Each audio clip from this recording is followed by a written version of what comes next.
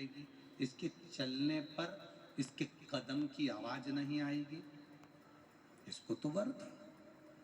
अब ना तो वाणी सुनाई दे रही है, ना कदम चलते हुए दिख रहे हैं, ना ये दिख रहा, और फूल टूट गए, ले गए।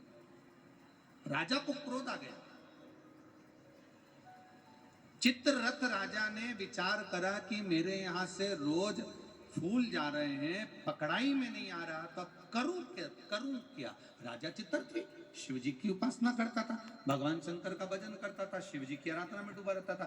आज उसने विचार करा शंकर जी पे से चढ़ा हुआ निर्माल्य बेलपत्र उठाया जाए और शिव जी पे से चढ़ा हुआ निर्माल्य उठाकर, बेलपत्र उठाकर बगीचे के आसपास में डाल दिया जाए।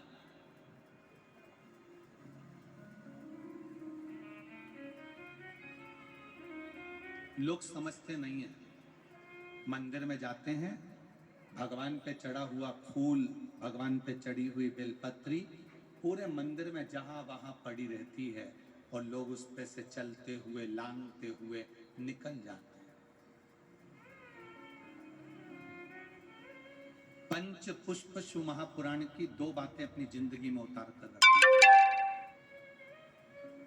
यदि कोई बड़ा रोग अपने जीवन में नहीं चाहते हो, इस मुख को जिंदगी भर शुद्ध चाहते हो, और इस मुख में कभी कोई बड़ी बीमारी नहीं चाहते हो, तो 2 बातें अपनी जिंदगी में उतार कर रखना। एक, भगवान के पड़े हुए निर्माल्य पर कभी लांगा ना जाना। दूसरा, अपने मुख में पान खाकर, गुटखा खाकर या कोई वस्तु खाकर जो मंदिर के लिए रास्ता जा रहा हो, भगवान की कथा के लिए रास्ता जा रहा हो, भगवान के द्वार पर रास्ता जा रहा हो, वहां अपने मुख से थूका ना जाए। जितने लोग पार कर कर जाते हैं, उतना दोष आपको लग जाता है और आपका जीवन नष्ट हो जाता है।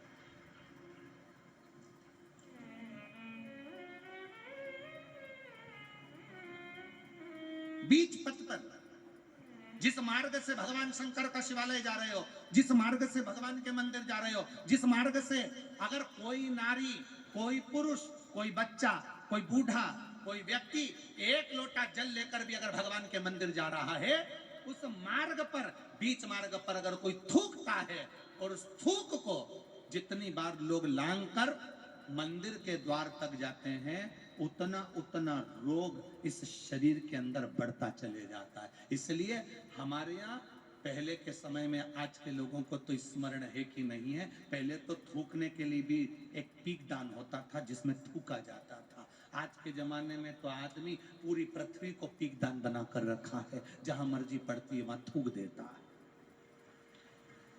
ये श्रेष्ठता नहीं है हमारी। ये वसुंधरा, ये पृथ्वी, ये वसुंधरा, ये भूमि माता, ये पृथ्वी माता, जिसकी गोद में हम पाल पोस कर बड़े हुए हैं, जिसका दिया हुआ अन्न हम पा रहे हैं, जिसके आनंदमय आशीर्वाद से हम अपनी जिंदगी जी रहे हैं, इस पृथ्वी को भी नमन करना चाहिए, नमन, प्रणाम करना चाहिए। हम हमेशा कहते आए हैं, आज फिर कहते हैं, जिसकी बंजर भूमि पड़ी हो, जिसमें अनाज भी नहीं होता हो, बहुत मेहनत कर ली है, उस भूमि में कुछ नहीं होता, लोगों ने कह दिया इस भूमि में कुछ नहीं होता, ये जमीन बेकार है, ये जमीन बेकार है, ये जमीन बेकार है। आपसे निवेदन करना चाहेंगे, किसी मंदिर का निर्माल्य जो शिव जी पर चढ़ा हो, इकट्ठा हो गया हो, उस मंदिर के निर्माल्य को एकाग्रित कर लो, डलिया में भर लो, और पूरे पूरे भूमि पर उस निर्माल्य का खाद बनाकर उस पूरी जमीन पर आप उस निर्माल्य के खाद को थोड़ी थोड़ी दूर पर इतना इतना खड्डा खोद कर बाबा के उस निर्माल्य को डालना प्रारंभ करिए। क्यों? क्योंकि उससे भूमि की उपज देवाधिदेव महादेव की कृपा से अपने आप बढ़ना प्रारंभ हो जाएगी। उसको रखो, डालो,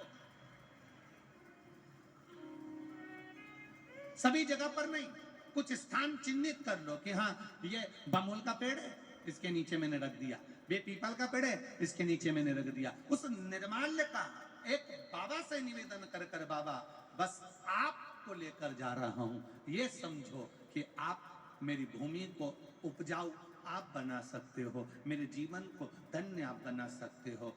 उससे दो फायदे होंगे। क्या? एक, निर्माल्य जो इकट्ठा होता है, लोग उसको ले जाकर नदी में डाल देते हैं। नदी में डाल देने से नदी दूषित हो जाती है, नदी में प्रदूषण हो जाता है। तो वो निर्माल्य जब आप जमीन में ले जाकर गाड़ोगे, डालोगे, तो नदी भी शुद्ध होगी और भूमि में भी उसकी खाद बनकर उस भूमि पर भी उसका शुद्धता का भाव जागृत होगा। आप करो, आप कहो।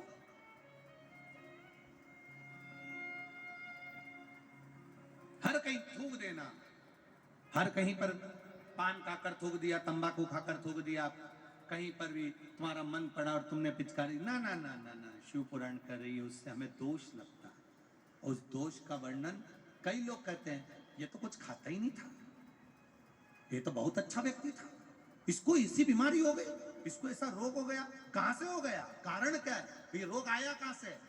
हो सकता है इसकी आदत में था, घर से निकलता था, कहीं देवालय शिवालय पढ़ता था, ध्यान नहीं दे पाता था, थूक दिया, उस पे से निकलकर लोग जाते रहे, मंदिर पहुंचते रहे, उसका दोष जिंदगी में आ जाता है। वो दोष